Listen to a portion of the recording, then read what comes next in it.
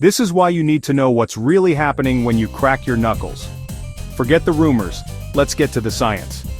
Ready to have your mind blown? So, here's what's happening inside your fingers. When you pull or bend your knuckles, you're stretching the space in your joint. This creates a tiny bubble in the fluid that lubricates your joints, kind of like popping bubble wrap. And that crack you hear? It's just the bubble bursting. Now, a lot of people say cracking your knuckles will give you arthritis. But good news, science says that's just a myth. Studies haven't found any link between knuckle cracking and arthritis.